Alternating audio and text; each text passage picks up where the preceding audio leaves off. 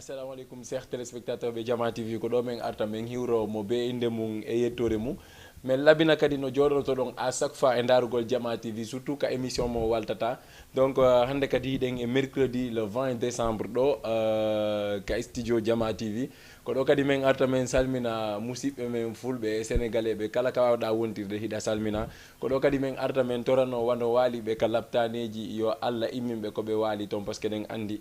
ko cellal e nawnare ko ɗum yaadi donc hara yo Allah immimɓe ko ɓe waali toon hannde kadi noon min niyon ko émission go kadi e émission go e nder émission ji ɗin kadi parce que hannde hiɗen en hotira ha Fuladu parce que ɗen andi e ginnayi pay koye Fuladu koye no hiiɗi émission men o moƴƴa donc ɗo kadi min arta min torano wano waaliɓe ka laptaneji yo Allah yaltimɓe ko ɓe waali toon parce que hiɗen andi na Jama woni ñawoɓe ko Allah woni ñawo on kono mo bonni hanadama nder ton ko wawde wiide ko yo Allah yaltimmo ko waali ton donc ɗo kadi min arta min ɓurtaw remerciude onon hiɗuɓe Jama TV e puusoɓe Jama TV e waɗoɓe ha Jama TV hande hino puusa culture Guinée on par ce que ko onon woni menen sinano onon mi watano darade ɗo e waɗugol émission ji amen ɗin par ce que min haalani on souvent wowlugol no muusi ha darugol no muusi ha kono ko enen ɗo wawi yadude menen wowloɓe gewno daroɓe ko enen sendata émission ji ɗin fof donc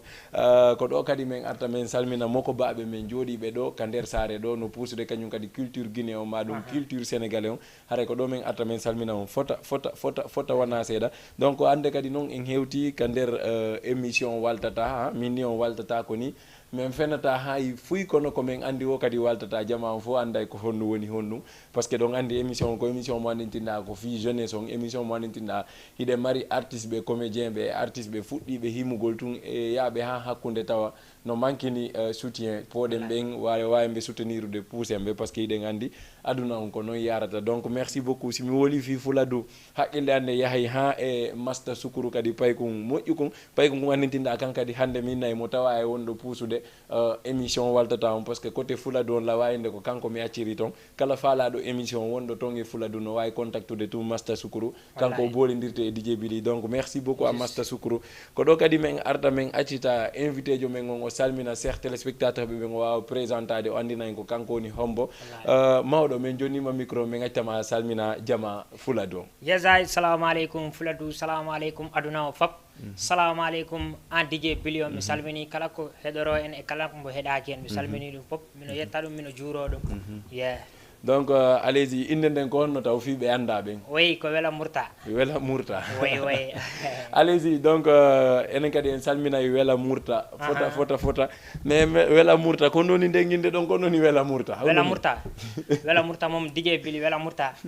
Wela Murta ɗo iwranimmi ɗo e teddi quoi oui Wela Murta honto Wela Murta Wela Murta komi hoyɗu ɗum a hoyɗu a waali tum hoyɗiɗa komi waali mi hoyɗi Wela Murta quoi a faami mino waalino ɗum ko hawri dal minuit jamma mi waali e nder e mbaalimi he tan mi hoyɗi mino dodda e yimɓe ɓe doddanmi ɓe minen fof minen luuka Wela Murta kono noon e dow on Wela Murta ko min luukere nin quoi ɓen wiyatmi Wela Murta kamɓeneta Wela Murta wa a faami e nder koyɗol he min kala mino hira hen Wela Murta mi hirbiri min mbimi tawi ko e balli am he mi waali a faami mi ƴetti téléphone ammo on suman ni mi waɗi ɗum argéré fuɗɗiɗa créwide Wela Murta mi waɗi ɗum argéré weeri rek mi haalli gaji ɗi mi wiɓe ko min wiire Wela Murta kay ko noon ardaninmi quoi Wela Murta ko Allah hoddiranimmi ɗum allez-y donc ko inde fotunde si iwri ka laaray ko inde fof wallahi donc allez-y Wela Murta donc du coup min aray taw déjà ko question ji parce que hande émission men on bien vrai que min retardi seeɗa mais min excuse oto fota wona seeɗa par ce que ɗen andi affaire émission ko affaire de machine donc machine ɗa wawi dirige ude hoorema kono kara han dirigirta machine donc allez-y en aray ka Wela Murta souvent wawen landade Wela Murta ko depuis honde Wela Murta fuɗɗi wadde musique ko honde tuma ka wayli o waali kadi o hoyɗi musique no ari e makko wallahi ɗon ko noon balademi hoyɗde hunde nde tawi hakkillam nanguino musique wa musique moom ko Allah hoddirani kam ɗum saabu depuis komi cukayel mi yimtorono ha mawɓe am ɓe rigi wiyanno kam yo ɓuyru ko yimtoroɗa ko moƴƴani yimtagol addat ko andantama yoɗani e neɗɗo quoi ɓe wajorno kam ɗum kono rayi hakkille am yiɗi ko yiire yimgol ko yaari noon ha ay 2020 mi ari Dakar mi ari Dakar mi golli seeɗa rek mi ƴetti kaale sammo mi yahi mi tegoye musique ayi ni mi fuɗɗiri musique depuis noon law tawanno hakkille ki e yinno ɗum ko mi heɗorono musique ɓe ka Facebook o ya ndaaru caméra o wosi ɗa wolde ko ya ndaaru ɓe wallahi allez-y ayi e ko noon mi natiri e musique a faami depuis law ray mino yinno ɗum mino yinno musique quoi mi heɗorono jimoɓe mi heɗorono très bien mi yimtorono ha wimami mi waaje e dow komi yimtoro he quoi tawi ɓurtuno a faami yaari noon ha dumunna mi ardi noon Dakar ɗum ko hawri ko 2020 min yetti Dakar mi liggi ɗo seeɗa après ni mi naati e programme yimgol musique ayi ko ni mi fuɗɗore musique o quoi allez-y Wela Mourta bien vrai que hande bon mbeɗe wadde émission menen e Wela Mourta kono ɓerde amen wela fota par ce que bon wonno laggine kamen no woodi sok waɗɗo toon neɓiral noon donc kamɓe kadi en toroto blessé ɓen e ɓeɓe annitinna hande ɓe yalti e nder o aduna yo Allah habboroyo ɓe aljanna ɓurɗo jannude on par ce que iɗen andi enen fof aduna on koni donc ɗon mi wawa arde e mon tun onon kadi blessuɓe ɓe min inna haray na noon jama on fof hiɗirno kono andi muyɗe Allah ɗen ko muyɗe Allah no yurmi fota wona seeɗa c'est pour cela hande ɓerde guinéen ɓen kala ka wontiɗa tawi ka guinéen jo haray ɓerde ma wela donc en tout cas onon o min inna o massa anden enen koynen guinéen ɓen fof perdi feƴƴim ɓen koynen fof heeɓi kadi blessé ɓen donc haray ko ɗum neɗɗo si wuuri rek anda honto o nafata allez-y donc fof heeɓi yurmede donc aray aduna fof no heeɓi ko muusi ɗum donc aray onon fof meɗen torani on yo Allah immin on ko waali ɗon ɗon onon blessé ɓe onon kadi feƴƴimɓe yo Allah habboy on e aljanna ɓurɗo jandude on donc ha joni en arta tun e Wela Mourta donc du coup Wela Mourta no wadde musique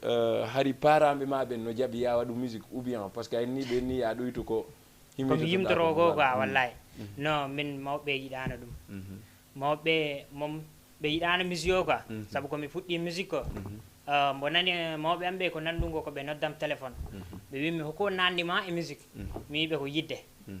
a faami kamɓe noon ɓen anduno depuis ɓooyi mi yiɗi ɗum depuis rami fuɗɗani ɗum dal ɓe sonki noon ɓe sonki tawi noon wawra ko accade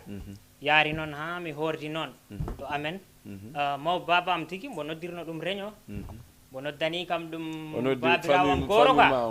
no dendirawo makko gooro andi on ko baba hettimmi mbo noddi on mbo noddimmi suudu mbo waaji kam mboyono mi accu musique mbin mbo musique hatta kam wadde kala ko wiɗɗa e aduna kala ko mbiɗano mi waɗanma mi waɗanamma kono ɗum ɗo komi yiɗɗum ga ɓerde am ga mino tori noon wallede e dow ɗum ayi ko ni noon mbo accirinmi mi continue noon e mbo sonka mbo lippa mbo waɗa piiw kala ko watte kono tawi yidde nde yiɗiran ko mami jokka ɗum hannan machallah yettere Allah buyi allez-y Wela Mourta donc du coup haray parami maɓe ɓe jaɓano men no ɓe jaɓano wallahi quand même ɗa puusude ɗa naɓude donc hande à travers mawɓe maɓen ko woni jaɓali ɗon hiɗa wadde musique on est ce que musique on ɗa hiide hoorema e musique mon ɗa ɗon par ce que enen fof ɗen andi hande si mawɗo ma en ni accu goɗɗum a continue konkonɗa wadde ɗon a continue ala hiide avancement hino a salanike mawɓe ma ɓen du coup en yiyay carrément ko bonnugol tout yewtere mawɗo ma par ce que mawɗo ma o ñinnima e accu déjà donc so tawi avancement ala hara heeɓi double perte est ce que noon ɗa hiide avancement e musique mon ɗa wadde o machallah yettere Allah buyi musique o moom mi heeɓi hen komi sikkano mi heeɓa e wurde quoi sabu mi heeɓi yimɓe machallah yimɓe komi jogui ko ɗum ko yettere Allah taw on tigi bili sabu ya neɗɗo han hayso a heeɓani jawdi so a heeɓi yimɓe tan ko piw no ɓe innayi ɗo ya ɗaɓɓu jawdi ɗaɓɓu yimɓe ɓe voilà machallah mi heeɓi yimɓe mi heeɓi yimɓe ha mawɓe am ɓe on tigi ɓe andi yettere Allah o kay ɓiɗɗo on heeɓi yimɓe a faami andu ɗum ɗon ko yettere Allah bus voilà joni noon kala musique o yoɓa seeɗa mino heeɓa hen haajuji mino hunta hen e goɗɗi ko Allah andi ko yoni quoi donc ko yettere Allah mais hande Wela Mourta si wonano musicien sikkuɗa ko ɗum o wonayno Wela Mourta exact parce que andi woɓɓe no accita woɓɓe accitay par exemple woɓɓe no accude tailleur jokka musique andi ɓen noon si musique on accitiɓe ɓe yiltoto ko tailleur a faami donc hande si Wela Mourta wonano musicien ko ɗumen habboto e Wela Mourta non Wela Mourta si wonano musicien noon ɗon ko hoddiro Allah ngo enen en gandano hoko waɗannoro yeeso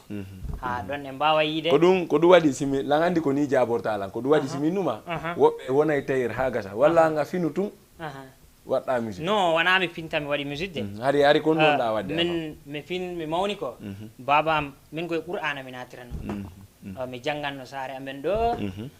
ko ɗum kalan ko yinnode qur'ana o natinno kam e muɗon mi naati hen baba am wakkilani kam mi yahi noon ha hakkude mi mawni seeɗa rek mo natinimi kala e école mi jangganno école mino jangga qur'ana yahi noon ha juuri mo yimmi o jono mi accu école ngol no mi naatu école arabe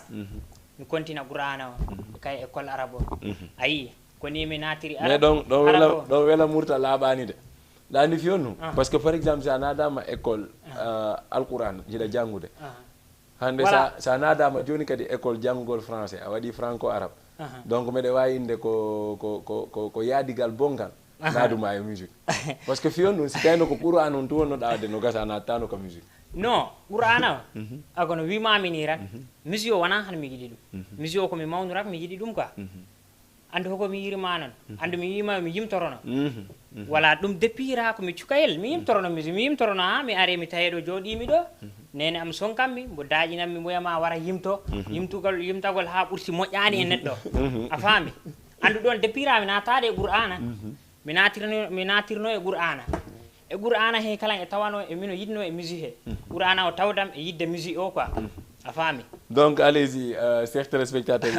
on nani wela murta donc en tout cas musique on kanko ka nder ƴiƴa woni quand même voilà donc kanko ar tum hay goto jannali mo musique gonno e makko naturel très bien ɗum ɗon komi yinno ɗum depuis ko ɓooyi quoi wallahi allez-y chers téléspectateurs ɓe ɗon men faami moƴƴa donc en tout cas du coup mi hokkira e ɗo dédicace seeɗa wano madame la marraine le 10 février mo inne Adama Soko Diallo kanko kadi mo salmina fota merci beaucoup woko sawdatu kadi no salmina fota wona seeɗa Salimatu Camara an kadi a yeggitaka on noon kadi ko maren jo jano Mariam depuis Pikine kanko kadi o yeggitaka Mounas depuis Ngor ɓen ɗon fof ko maren ɓe wono Ibrahima 1 depuis Médina le grand Ibrahima 1 depuis Médina kanko kadi ɗon andi ko parejo merci beaucoup monsieur Souleymane Seri Tabara kanko kadi ko parejo jano Modi Mamadou Sokili kanko kadi o yeggitaka prési ɓooyi dunduji fof yeggitaka wono Ibrahima Dalifor kadi yeggitaka kila Thier kila merci beaucoup à toi hankin hari ko journée mo annitinɗa ko 100% futti menenge kila merci beaucoup à toi merci beaucoup aussi Dra M Kila wono Bobo Densol fewndo wonɗo cartonude ka réseau ji TikTok ni WhatsApp ni YouTube Facebook fop himo poñi jogi juuɗe makko ɗiɗi mo wiye Bobo Densol mi inni on onon fof yahe walla mo par ce que ko artiste jo kadi mo annitinɗa fewndo himo puusude ko inete Densol kon tigi Petit Barry le roi G Life Boy kamɓe fop ɓe yeggitaka merci beaucoup aussi be mamum ka ɓerde kankadi mo salmina Tad Safa 224 donc ñi hande invité ɓe hari ko ɓe ɗiɗo ko goto on sakkiti arde andi woɓɓe kadi no gasara woɓɓe susta micro maɗum darodagol e DJ Billy waɗa émission woɓɓe go kadi haray no huuli quoi donc non on non ko ɓe mi haalnamo ɗum par ce que quand même hande si a noddila gaynilanda faala émission mi absetti émission en haaldi ha moƴƴi a dowama arde waɗugol émission hande kadi mi ƴettani goɗɗo go plateau woni vidde quoi mi dowano ƴettude donc quand même min nayi on côté ɗon haray min mi weltaki on côté ɗon ko duwanoɗo arde mais andi koko minnuma kon andi an quand même ɗa suusi daragol esprit mo ko faala kon woodi noon ɓe anditinɗa a susta micro ma ɗum caméra on noon no wawi accitude kañum ko woni wadde ko artisiagal ngal donc allez-y merci beaucoup aussi à Striker LDS kankadi mo salmina fota wana seeɗa merci beaucoup à M Black Timbi goto merci beaucoup aussi à Lil Silaman mi nanali taw kanko e Emi Black minion son on yaltay mi jonnata hande kadi date ko samedi wonɗo arde ɗo mi nanali taw on yaltata mi nanali taw mo DJ Billy donc allez-y merci beaucoup aussi Mr Komo Sare kankadi félicitations à toi kanko ƴetti trophée comédien ɓen ko feƴƴi ɗo le 16 ton e yengulen ɓen ɓe kundara ɓen fof no yittirde ɓaw makko donc merci beaucoup comme ha joni mi innay on tun kala faalaɗo natude ka émission onon ɓe fuladu ɓen kolɗa kala faalaɗo natde ka émission a waɗay tun 78 waɗa 116 waɗa 82 waɗa 38 nata en direct par ce que ɗen andi star jo men gon no dari ɗo hande mo annitinɗa ko musique tun ari naate andi ko musique ari tun naate makko kanko a baki musique on ar tun naati e makko donc allez-y ha joni en aray e ma donc du coup hande himɓe buyno iwtiri ɓaawo ma wallahi jeunesse busno iwtiri ɓaawo ma min nayi quand même fuladu sénégal partout no iwtiri ɓaawo ma donc hande kon ɗum mene min habboto fi higol clip ma on ko fiyonno wonɗa min habbinde hande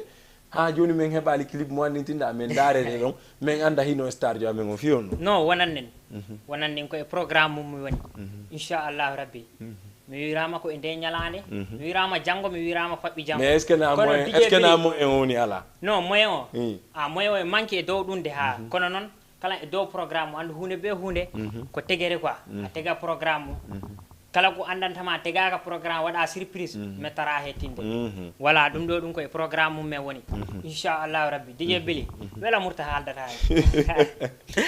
kala ko ɓoyima ɗo a mais bon wela murta langiide concert ji ɓuuri waɗayɗi Fuladu Kolda mais je crois que joni mi yaali affichement nder ton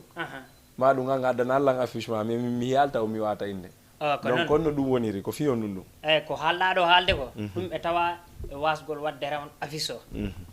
mino e programme projet ji yaltingol soñji hewɗi mino e programme projet yaltingol vidéo ji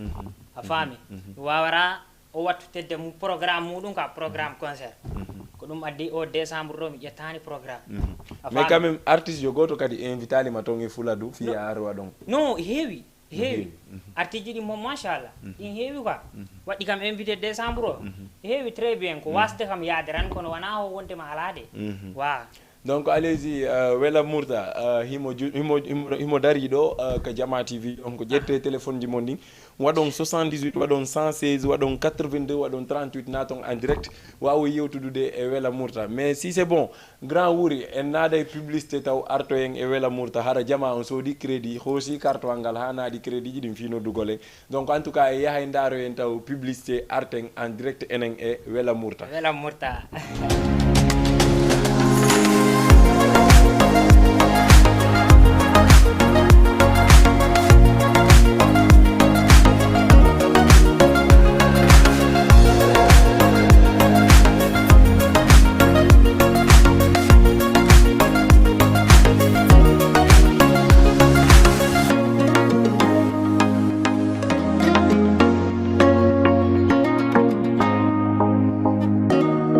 Jama TV avec vous, jour après jour. Yeah, philosophe Peul, philosophe guinéen. Green Company et Guinée Promotion wani kol tatan concert mido wuli hibu gol cancer mido fima tour rap guinéen wana wadu gol tun concert ko yo caché bin compte bancaire. Kon nous fendi wo samedi 23 décembre wako centre culturel Doutasek Artijombo artijo renommé international Europe yakude leyde kambu pay kunkunoida o lanci Gambie o lanci la Guinée o lanci Côte d'Ivoire o lanci Bamako erapini kombo woko striker Poulong o email nanak Poulangal la Guinée fom de nota le 23 décembre centre culturel Doutasek eningambo wo striker comme Poulong pay kotako berne mabe walotako komi woli wo nuna naino lang komi mapori wo nuna naino lang Sadio mo ansala na kilang Natu Gongol ko 3000 francs CFA Fiepion ko 5000 francs CFA artiste be Guinée wobe Sénégal me fo nonota Sere Jiding Groupe Jiding enenge striker Europe ne hakune Guinée Sénégal rappel me fo nonota Fissa ji waday wakala DJ Jo holi do wore mudum rappel be ben yarno to striker sila mi heba mi do wakili mi weddita ki kolla mi akiri gurna nganda mi do yondini mi yetta joma salli sino dini mi do jawa hore pelle helta bappe fiyo jemma on mi hebu ko mi walo fisike mi hebu ko mi dano o hare Jama fono invita wo ko on tumo wo ko le 23 décembre ça se passe où ko san culture Doutasek toute la communauté guinéenne kala monada hore ma kala artiste wonno e der Sénégal hare no invita concert o ido wawi dude 77 788 55 23 wala au 77 646 40 55 un concert du jamais vu exceptionnel. Ça se passe où? Au centre culturel Doutasek le 23 décembre.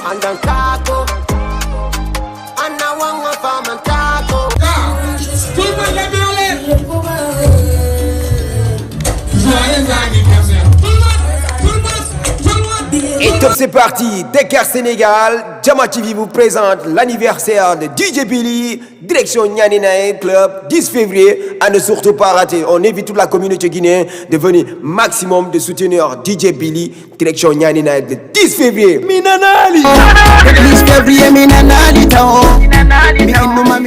Et les grands parrains de ce jour, Wahimoye, Monsieur Ibrahima 1 depuis Medina, Monsieur Ouri depuis Medina, Ibou Dalifor, Seri Khadija, Serrano depuis Grand Yoff, Monsieur Ibrahima 2 depuis Medina, Monsieur Souleyman, Seri Tabara. Et les marraines de ce jour, elle s'appelle Adam Soko Diallo, Salimatou Kamara, Mariam depuis Pikine, Mounas Ngor.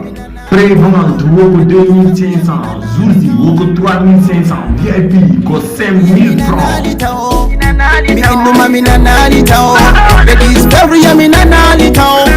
Association du Fono Nodita, série du Fono Nodita, groupe du Fono Nodita, Tong et Nyani Night Club le 10 février, à ne surtout pas rater. Info live, il faut la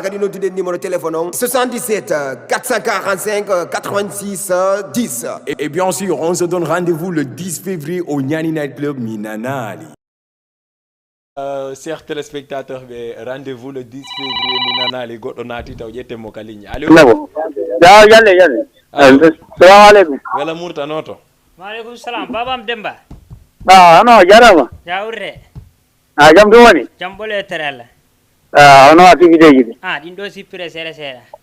D'accord. Ni nyana ma titto tele. Wallahi mino do émission do.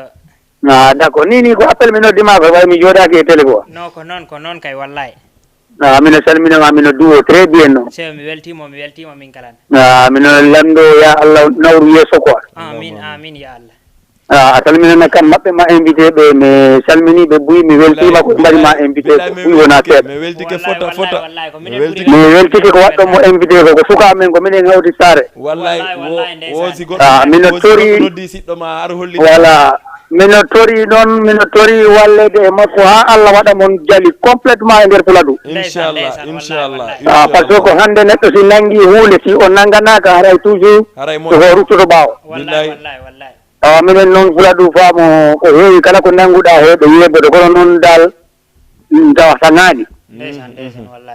Mino tori ballal buy wona seeɗa nanganommo très bien won suka ne'iiɗo ko suka wakkiliiɗo. Wallahi. Mi salmini on buy wona seeɗa ha yeeso seeɗa nani. Wallahi mi weltima babam Demba mi weltima très d'accord ɓurananno kam ko tamino laarama ni en direct kono noon Allah hoddirani quoi ndeysan wallahi kabir kalanɗa kam information o Allah wiye billahi ñande on ñande no gommi gonɗo ni hakkille o welto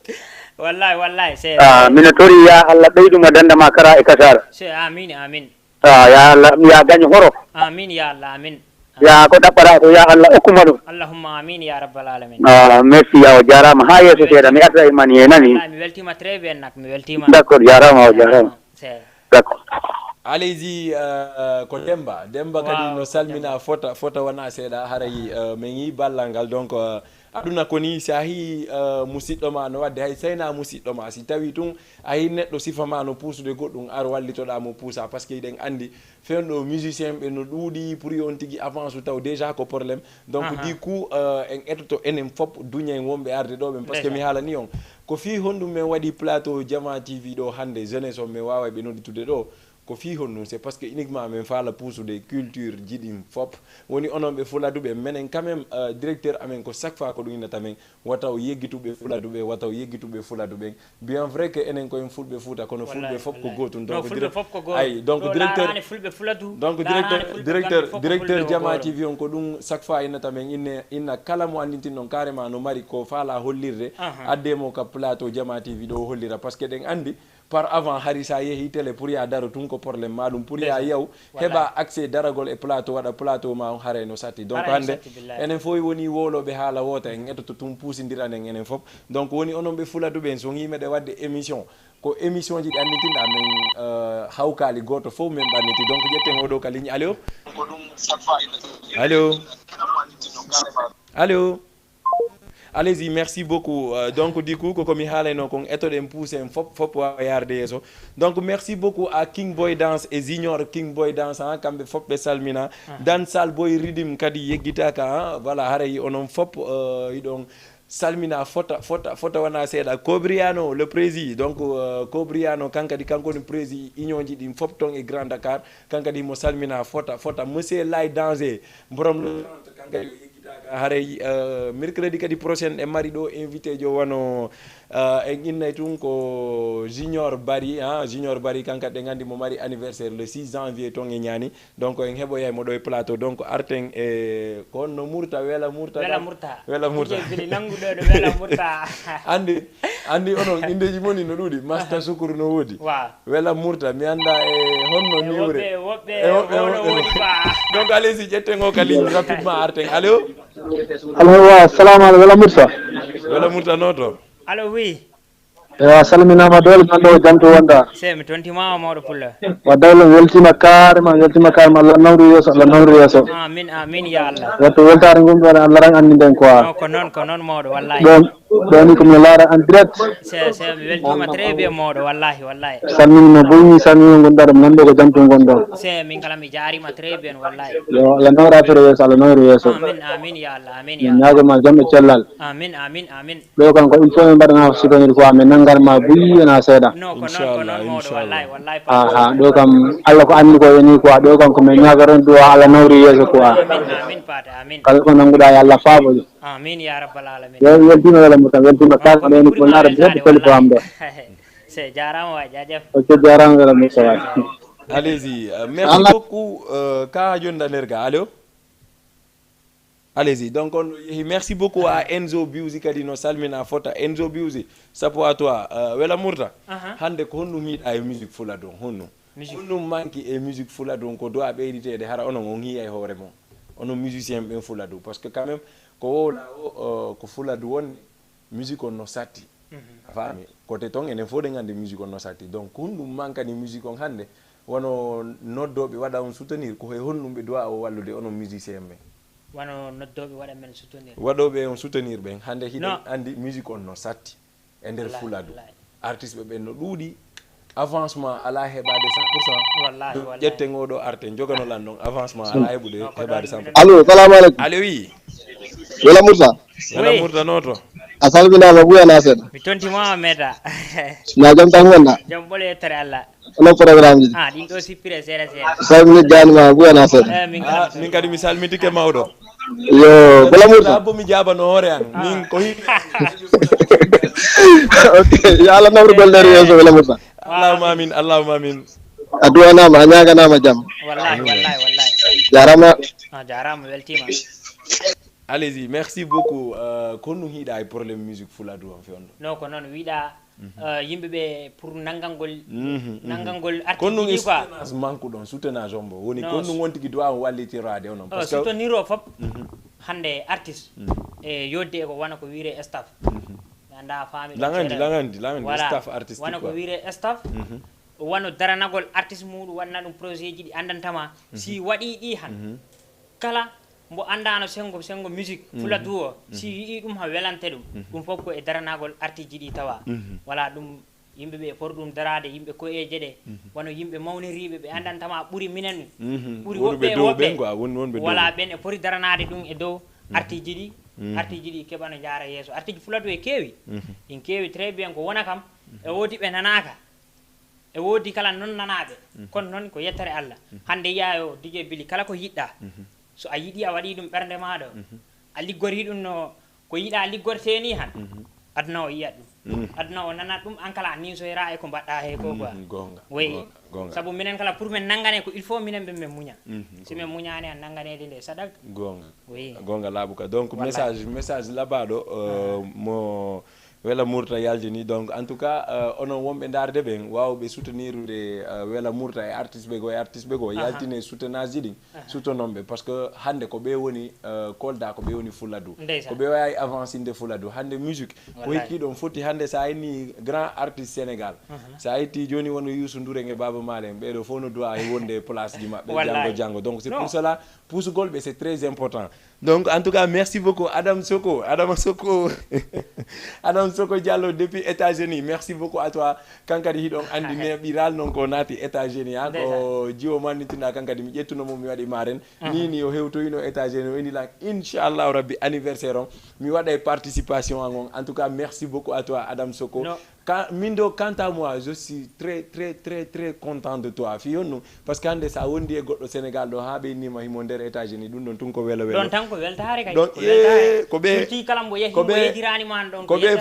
fo so nani DJ Billy ko be fo wadi non machallah ko non fori wade kala neddo mo nanda no andu ho wodi mbabbe dum ha nana billahi ko gonga wallahi ko gonga la mais grand wuri on s'est préparé notre lan fi Allah clip Alasko goto préparano mo andatanda me yewta e seeda si adano yalan Alasko parce que hande Alasko no wodi ko hikkani kadi DJ Billy imo wadde pijigo fi DJ Billy ley ton jama on anda la gandi non fo hiya soutenage Alasko on neñande le 10 février ton e ñani night club inchallah Jeynous merci beaucoup parce que ko Jeynous hande wadi ha tawi din lien ji don di wawi hebade ha même persay même persi kadi depuis France ha même persi depuis France kambe kadi t-shirt o mabbe ko no hewtude haray ko e juude DJ Billy ko wonata mi jonna on t-shirt ji din mo be watto même persi andi si jama on inni artiste jom persata woni par exemple o hebata dole o yehi ha o hebi dole men jonna mo t-shirt même persi donc allez-y même persi depuis France aussi depuis France merci beaucoup à vous tous en tout cas kadi mi andintina on o marque do o ayimo mi nanali t-shirt mi nanali on no arde mi nanali on t-shirt jidi no arde donc en tout cas ankadi abbo t-shirt ma on wara t-shirt ma onon be fuladu kolda be fot mi jonna on t-shirt ji mo non ala problème DJ Billy donc allez-y ha joni arte kadi e wela murta hande wela murta e der kolda ko kanko musicien jo hombo buri wonde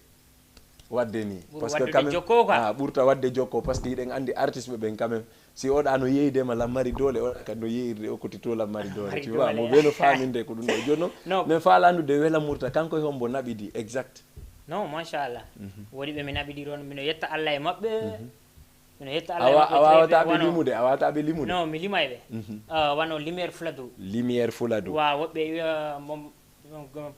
grand groupe e wiye hen Roi Baba on mi anda anana inde ko woni grand groupe ton ha kanko idi fuddude hen waaw ben mino yaade mabbe très bien mino yaade e wobbe wono e commune am e kala artiji goddi minen waddi jokko très bien machallah oui donc ko angi hombo kadi woni yaada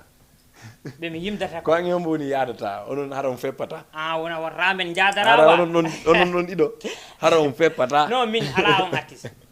min on artiste ala anda yaade fop non berbe mi andi be on côté donc hana ko manager joni non ko manager joni ko duwadi simo wande mani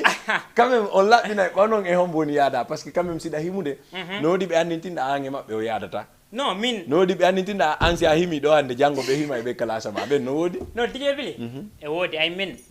an DJ Billy ra fuddi musique tawi kam mino dari ra ƴatti mama kam mi yettora kam mi accama min mi laarani ƴattoroɓe kamɓe min ko darmi avenir to yeeso fuladu leñol ngol yaara yeeso min ko ɗum mi yimarani hay musique am o nanda han anda ho wela murta ko ɗum yimarani leñol ngol pour no waɗira développé kono wona yimgol goɗɗo e yima non non a yimata fi classe ni quoi donc a hima woni fi avancement pour avancement pour avancement leñol ngol pour avancement kala neɗɗo jiɗɗo kam min ko ɗum mi yimarani ok en tout cas c'est super mais non quand même on dogi tum on question non parce que mi manager no waɗa to ore ni to jaabo andi o yette lemso jamdiaw lemso donc allez merci beaucoup aussi à lemso kankadi mo salmina foto na ko neddo am normal parce que quand même quoi qu'on puisse dire ça himo tunganda ko neddo mardo jam non donc neddo mardo jam wallahi ça se voit quand même donc du coup ça ni lang onon ko himanton ko fiyo leñongol yaaru yeso donc kadi on côté do mi wawa holade parce que hino ka yeso mon kadi quoi no cardante on no indi ka yeso mon donc en tout cas sapo à toi même burtama weltanade parce que dum do déjà c'est pas facile hande par exemple wela murta DJ Billy plateau c'est pas facile mais jette ngo ka ligne kadi si arto en grand alas ko ngaso yina allo waaw hano en ça va alhamdulillah no marsude marsude c'est quoi yom jonne wela murta wallahi cewri fuladu ni wela murta no to cewri fuladu Wala wata yolo gongol selana jomum. Ano hen mawɗo? Ɓe respect. Wo ko a woni pullo mo juumata. Waaw ko yete. Kanko woni pullo mo juumata. Mbaddi gondi groupe goro. Ko a woni pullo mo juumata. Eyi. He mawɗo a faljani. Faljani kay. Awa kono inata an kadi wela murta onu marɗa ko wiyama ɗon. Bon toujours men continue quoi. Piso neɗɗo hande si aɗa ligge hay nene ma añamma. Piso jinnaje wawi ide ɓiɗɗo mum ya janngol alqur'ana walla ya janngol école kono jaliya ɗum ko fotore Allah. Wallahi ndeysan. Mais hande ko fa sukkan noppiɗi continue quoi. Minen wela murta minen immodi minen wadde fiw. Hande ko Allah waɗi men jaliɓe quoi. Ndeysan. Gonga. Hande hay mbo waɗa ɗini e ɓaawam ko golle Allah woni hay yimɓe jibindinama ñallal goral ɓe goɗɗo e ma yacca goɗɗo. Gonga laabu ka pos. Mais mine weltanimo tigi mine weltanima an kala. Inchallah no minen kadi meɗe mine asi ɓuuri bo wondi ɓuuri ko winene on de haray ɗi ɓuurti walla ɗi ɓurri soforno ka walla Allah no ka biral. Cewri fuladu wiwi. No mi fami. Wala wata yolo boy to fota pido hana here boy ponti. Se. Golle ɓuuri haala kawo. Wallahi. Ono en mawɗo. Ala non cewri fuladu. Ono wona fewi jottiɗa kay. No ko fewi mi yetti émission e wallahi. Eyi mi salmini on pi wonon fof lemiso jam ɓe fiyambo yo respect. Wallahi on kay mom. Minen salminamo salamu tentuɗo minen salmina kala mbaɗɗon ɗo entoro salamu tentuɗo jaɗɗo ene. Wallahi DJ Billy kayre o annani ceri annani. Nanali tawon DJ Billy se. Ha? Mi nanali taw goy mi nanali taw o lay moƴƴa. Allez-y, en tout cas, me weltanike ma fotana, me weltike. En tout cas, merci beaucoup. Boyo aduna komade golle, aduna komade golle. Komade ligge, koyne do yuko fecca. Wela fecca ma yimangol de dengal mon.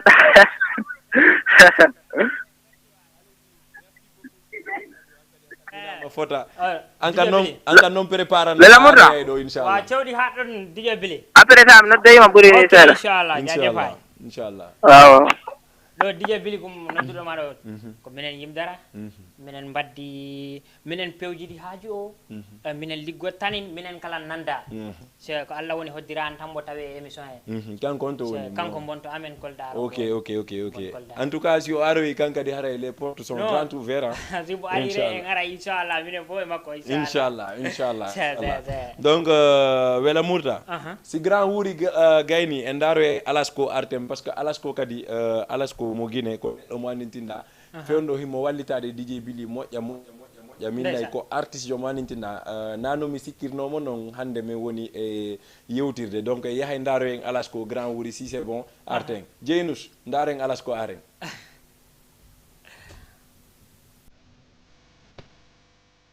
grand wuri si c'est bon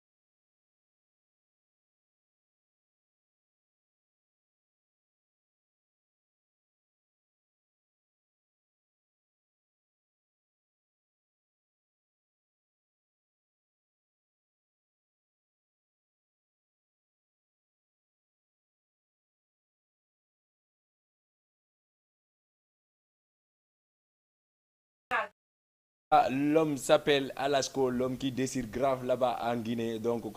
artiste c'est quelqu'un que j'adore beaucoup. Parce que fi hondum hande si andari mo tungaye artistique ya gangale mako. Donc Alasco, chapeau à toi. En tout cas, félicitations pour le trophée aussi. Janus, merci beaucoup aussi à toi. Ella Sherif, allez kankadi allez-y. Donc c'est ça, allez-y. Merci beaucoup aussi à Sanusi Masi. Sanusi Masi Paingal Karim ka Facebook donc en salmina fota wana seda. Donc meden des réactions qui ding ka Facebook. En tout cas on en faut meden weltani on fota wana seda. Elage Tad Safa 224 kankadi himo salmina fota wana seda Elage Diallo parce que ko pay ko kadi ko yandintinda hi koy pousu de DJ Billy moƴƴa Mariam Bari kadi yeggitaka donc ko ni yarata haray réaction ji ɗi meɗen hiide ɗi ka Facebook fota wana seeɗa woko Sara merci beaucoup Sara kankadi mo salmina fota wana seeɗa merci beaucoup aussi pay ko masi mais yeggitalima de haray gonga koynete kon enen fof ka ɓerde kono mariage o yoɓe yoɓu 250 000 na ɗum yiyata donc mariage waɗo mbour ko 250 000 yoɓante na ɗum yiyata allez-y donc en acci tay tun ko no de ko mi faala nangude nde inde moƴƴa wela murta ko weli ko kam a siwrori ɗum tan ana forɗo nangude murtinte wela murta si weli murta merci beaucoup wela murta inchallah mi yeggitata donc wela murta ɗum hokkata hen ɗon comme a cappella on photo kum parce que nane mi nani voix gorejo ma mais min nayi c'est extraordinaire joni min heɗitoto voix ma on kadi mi faalaya okkam fanɓe ɓen fof ɓe tina hen quoi petite goût photo kum men nana voix on kon ɗum sonata allez-y aduna he elartan duna wa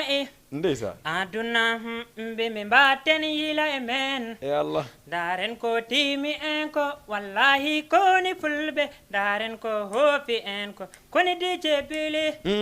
daren ko jabuɗen ko oy DJ Billy koni aduna ko jiiden wallahi mbimi koya ya DJ Billy dar o ko handicapé wallahi duna gerdi dar o ko neɗɗo mumɗo wallahi duna gerdi no foti ko ni waɗata DJ Billy on so yalti kono kala fansuji ino par ho anda on vidéo watteni muɗum mais wela mouta en parlant de son d'abord en artay ko son ji jelu taw waɗɗa parce que minen andi clip on no arde ka lawol mais min anda taw ko son ji jelu waɗɗa non son ji ɗi son ji kay joni mi waɗi ay 11 son wela mouta hana faala landinde Sénégal non ko tan daw ɗum heewani goɗɗi e ngara goɗɗi e ara mino yaltini ay 3 single ko manager woni windude son ji ɗin kaka wonde o wire lemso jam bonto nder alani raw wela ɓurta allez-y chers téléspectateurs ɓe ha joni ɗo wawi natude a waɗay tun 78 waɗon 116 waɗon 82 waɗon 38 naton par ce que fenɗo sikkumi ko maximum ko 13 minutes luttirɗen ou bien 12 minutes par ce que yiɗen e 43 joni 19 heures pile presque ara en gayni donc wela murta ko honɗum innata hande manager jo ma on ko honɗum par ce que goɗɗo si ari télé déjà aɗa dowa laɓɓinande fof non ko non fami fof no dowa laaɓude iɗa wondi e hombo ko woni manager jo ma on e manager jo ma on hande ko honɗum mankirimo e ko honɗum o dowa ɓeydude sikkuɗa non manager ammo mino yetta Allah mino yettambo buyi sabu hande a nani raw wela murta mon tawaro nder o men wondani saare men wondani commune min wondani tundu o ko o wonno goɗɗan ko mbo yiyan tan mbo yiɗimmi lemso ko mbo yiyan tan mbo yiɗimmi sabu musique goro mi yimno musique o DJ Billy musique o wona buy welno taw wattu mbo wanna woɓɓe animation wiire lumiére fladduɓe mi innani maɗoɓe ɓen kay mom ko Allah wattinno men mbo teganno son o ɗumen jeeyi concert o ga jooɗimi ga mi welto mbo yiɗimmi o hollinmi yidde ha yidde nde ha ɗon hanno a faami han min mi warama haalande o yidde nde yiɗimmi nde fof ɗum heƴaraɗo kaw o wiire lemso jam sa mino weltanomo noon e kala jaadiɓe am ɓe wano ƴettu o ka ligne ɗo allo ayna o yehide voilà mino weltano hen kala woɓɓe wano DJ 44 en DJ ammo on si o puusima ran on ɓattima on ɓattima ran oɗo puusima ɓeyɗi ɗo mino weltanoɓe très bien mino weltano kala wano staff ammo mino jara Allah mino jaraɓe wano Balde Moussa Maroc en Sangulel Tayor en ha e woɓɓe somi limtiran mi juumat quoi wano Chris Brown en Diaw Liwso en DJ Billy ɓen heewi quoi waramo e limtande fof allez-y donc en tout cas menen kadi mi weltike fota parce que quand même ko wawde wiide o donc sikkumi émission d'une part enginayi c'est top fiyon ɗum parce que quand même invité jo komin numa nanen kon min mi hiiɗa invité gol mo susta caméra mbaɗum mo susta haala non forani wonde artiste moom forani ɗum dodde saabu han artiste si a falama mawnude Allah mawninte kono ana foti ɗum ɓattade non andi quand même wano si mi invité goɗɗo si tawi par exemple hande an no haldirɗen noon ha tawi mi invité ma a yiway ko woɗɗi a faami ara donc quand même on côté ɗon tum min haray la welti fiyon ɗum parce que quand même hande ko wawa wolede o hay si tawi émission rewrano ni min nayno carrément a waɗi ko duwaɗa wadde kon an ko signuɗen ka contrat kon a waɗi ɗum donc du coup sappo à toi mais landoma kadi ko hombo wawɗa salminde ɗon parce que enfin presque temps on presque o hewti parce que publicité ji ɗi dogay avant temps on no hewtude donc mais landoma ko hombo wawɗa salminde ɗon on sey oui mino salmina fansuji jam ɗi fop mino salmina ɓe très bien wano Paté Seydi en ha babam Demba nodduɗo ɗo o giɗiɗo noddude o kombo fansu an très bien kombo mawɗo kombo jooma galle mbo yiɗimi depuis mon ɗi affice o hakkille makko ki woni e mon wattu yo wattu mo noddat kam mo lando kam ɗum mino weltanombo hen mino yettambo très bien mino salmina yaadiɓe amɓe wano cewɗi Fuladou en Amator Ji en DJ 44 en ha e woɓɓe mino salmina ɓe buyi mino salmina fansuji jam ɗi kaddi weltare wallahi donc en tout cas mino salmina wano neɗɗo am gooro wiye Balde mo toon to Belgique mino salminambo très bien kala ko fansu am buyi mbon nanganimi mbon yi'imi mbon hollinmi ɗum kala wallahi donc allez-y haray menen kadi mi salminima fota wona seeɗa parce que bon quand même koko min numa kon tum déjà menen hande si mi waɗima recevé ɗo haray mi waɗi recevé Fuladou fof donc merci beaucoup aussi Lemzo Jam donc kankadi mo salmina fota merci beaucoup aussi à Sanoussi Massi donc min nayi presque émission men o gasi presque mais quand même miijitoroɗa ɓe yeggituɗa andatanda wawaɓe okkode wono Sanoussi Massi no salmina fota wona seeɗa Kadija Ba kankadi mo salmina fota wona seeɗa merci beaucoup aussi à Zal kankadi mo salmina fota wona seeɗa Tadde Safa 224 donc onon kadi joni habbe parti mon on parce que yalta foola invité ma mais ɓe suusali arde joni habboto Tadde Safa min simi invité goɗɗo probléme dey donc wano yalta foola le fait que jaka ko wolte kon fof ɓe susta micro donc meɗe wayinde ko tadde Safa 224 joni men habboto ka plateau ɗo peut-être mercredi jeego donc merci beaucoup aussi à Mounas depuis Ngor kankadi mo salmina fota wona seeɗa Rama a yeggitaka Adam Soko Diallo depuis États-Unis yeggitaka Osil depuis France himo wiye Jeyna l'ancien élément de FIK Jeynous Alasko merci beaucoup Jeynous Alasko kankadi mo salmina fota maɗo ñinna Jeynous Ela Chérif haymen signinanta ko ɓe allez-y merci beaucoup aussi à Maître Paté le grand coiffeur kankadi mo salmina fota wona seeɗa Lay le grand coiffeur de Rue 11 angle 8 kankadi mo salmina merci beaucoup bandit tondeuse wurne yalla yaafi dakka wat mako wat yaafi dakka wat min haala kan ko ɗuɗata kon fof ko yimɓe warani ɗo key mën na wat key mënul wat ndekete yo dalu on fi ñu war a dal jërëjëf ni nga séddale sama xol yar na ma yàlla atteex yow xoolal saa li ma def waay ñëw waay merci waay jërëjëf donc allez-y merci beaucoup bandit tondeuse kankadi mo salmina fota wona seeɗa himo wiye Alpha aussi patron maɓɓe Alpha le grand coiffeur depuis Rue 11 angle 8 kankadi mo salmina fota wona seeɗa merci beaucoup aussi à Emi Black yeggitaka be mamum min noon sim fuɗɗike ɗo e limude mi limay ɗo janggo donc groupe ji ɗin Dakar Sénégal fop no salmina association ji ɗin séréji ɗin hay goto e mabɓe accaka par ce que min quand même koko innuɗa kon min sayla watti ɗum ɗo mi sooda mi ala mbuuɗi ko yimɓe ɓe mi mari komi watti o mi hokka donc en tout cas himɓe ɓen fof la weltani ɓe par ce que wano komi fembi kon mi yahay mi jooɗoɓe fembalan gratuite somi watti ke keppi ɓe jonnaylan gratuite somi ƴetti t-shirt ko ɓeyna yew gratuite donc merci beaucoup Six Avenir Grand Mamoud ɗa salmina fota wona seeɗa rue 11 angle 6 maɗum inna rue 6 angle 11 Six Avenir kamɓe kadi ɓe salmina hariɗa arde on tonoɗa arde DJ Billy andu neɗɗo ko yimɓe tan andu wiiɗa ɗum ɗo fof ko a ɓorni ɗum a sodani ɗum koko wimami ko rek neɗɗo kala no poɗɗa wawoyde ɗaɓɓuray yimɓe si a heeɓi yimɓe ran a heeɓi fof andu han haysi ala kaale san a heeɓi ko ɓornoɗa o hokkima ko ɓornoɗa wona ko yimɓe ɓe mais non wela Mourta a haali fi 10 février ngoy mi nanali taw non le 10 février aduna o fof waɗama invité ko aduna o fof wona Fuladu walla Dakar wala Mourta angellem so on aray goy non mais aray mi anda si goɗɗo go aray kono noon ɗo ɗiɗo on aray non men arat men aray mi aray on prometti lan non men aray mawɗo ay nomi ay invité jom ɓaye warali komi wolnimo kon ka men nanani taw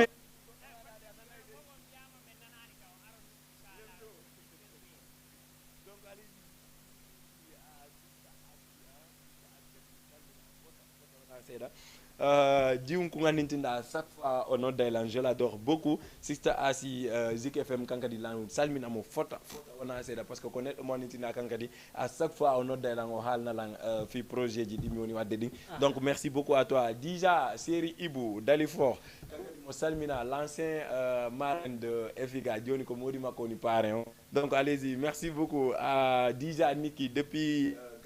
Gambie kamɓe kay délégation ɓe ara mi haalani o yombatade non yombata inchallah ɗo kay aduna o fof noddama en hewti 51 e mettete waynitoɗa chers téléspectateur ɓe ɓen e ko honɗum okkataɓe dernière acapella o mi ara mi ferma émission Allah jarama yimɓe ammon jarama wela Mourta weltima golle e mbimi waddu mondo fansuji dilli ɗin dillanammi koram fansuji dilli ɗin jaɓanammi koram mino yetta ala wallahi yidde monde wallahi DJ Billy mi salmini fan su jamdi très bien o wano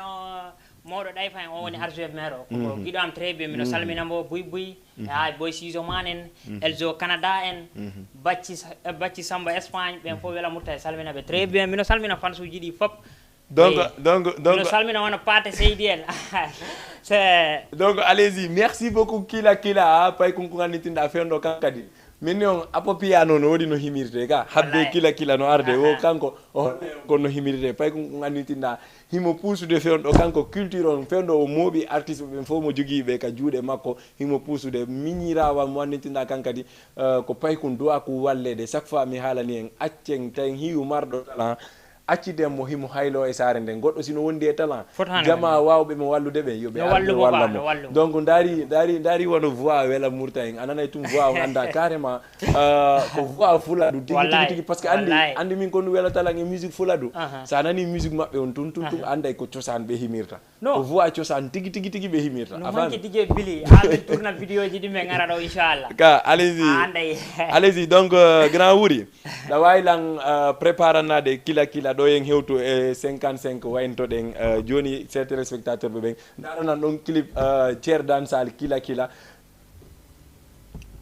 ali wa jotna wawi jappale ma rek ngiri yalla ko signe mi waɗa oɗo wo si kila on dogali mi yaltata ka émission ɗo donc allez-y mi rewa ɗo kadi mi remercie ami waynitoro lagandi noon en daara kila on après si mi waynitike donc allez-y merci beaucoup chers téléspectateurs ɓe haari ko enen e wela Mourta kañum e DJ Billy ka émission mo waltata ɗo hande mercredi le 20 décembre donc ɗo kadi min arta min waynito chers téléspectateurs ɓe ɓen foof lemzo jam no weltana fota wona seeɗa par ce que parcours ji ɗin sa yiɗi tun anday carrément napi yombu ko donc merci beaucoup chers téléspectateurs ɓe inchallahu rabbi min jonnaw rendez-vous mercredi prochain min inna wela Mourta bye innanalam ɓe fuladu ɓen dame ɗen fof noditi ɓe ar tumɓe ata no ɓe ara inchallah rabbi bye yombata wumata ɓemɓe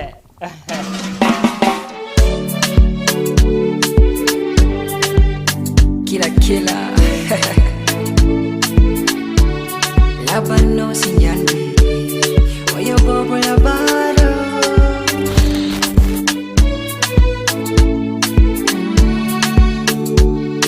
miwana ile urujema mijalba kayesoma miwana isoldo sainu miyima kanopima minko misonsoli kama midawonga